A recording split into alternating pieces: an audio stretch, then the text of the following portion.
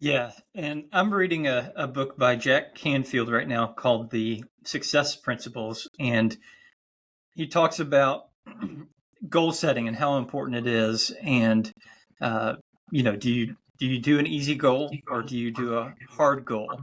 And uh, do you do kind of a general goal or do you do a very specific goal? Um, and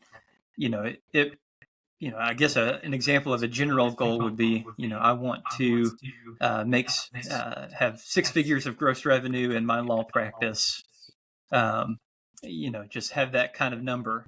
Well, maybe it's by December 31st, 2026, I want to have $125,000 with, 50 clients retained and, just very, very, very specific type goals. And that helps you to kind of solidify it in your mind.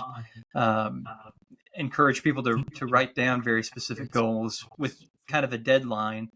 And your mind will just kind of start moving towards that direction. It's kind of an amazing thing. You write down a goal, get it firmly fixed, and then look at it, you know, 2, 3, 4 times a day, and then that's just going to help you to remember what the goal is and that you need to be working towards that. One of the anecdotes that he mentions in the book, Jack Canfield, is you need to have big goals. And the anecdote kind of goes that, like, if you take a baby elephant that's just freshly born and you tie it to a post, that baby elephant isn't going to be strong enough to break the rope and realize, there's more of a world out there.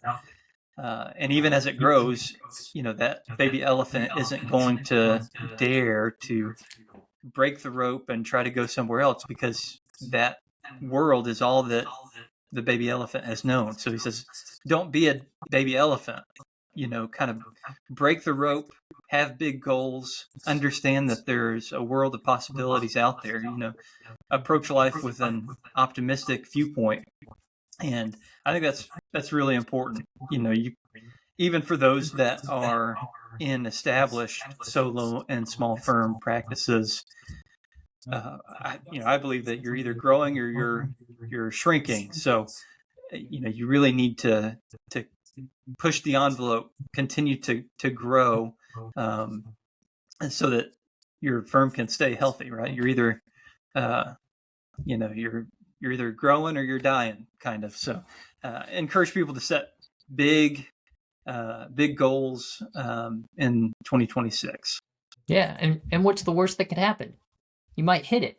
Yeah, And so yeah, you set a goal that all of a sudden becomes reality for you, and then that expands what you thought was possible next. So you break through those barriers. And I love that analogy because it seems like a lot of times when you feel resistance to something, like the rope is kind of holding you back a little bit, the initial thought is, I don't want to go through that resistance.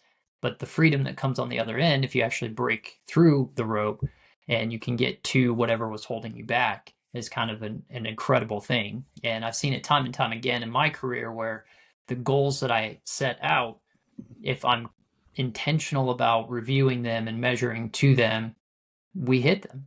And there's something just about that focus that really helps you get through the distractions of the day and say, no, no, no, this is my goal.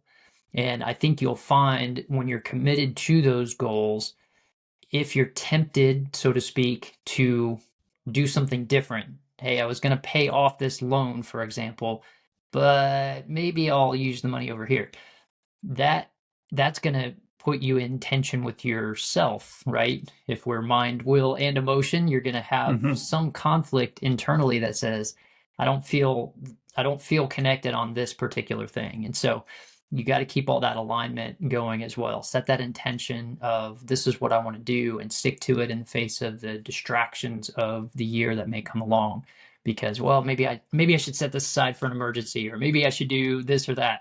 No, stick to those goals. That was made at a time when you were focused, hopefully, and being intentional about what you thought this year should be like, commit to that and make it happen.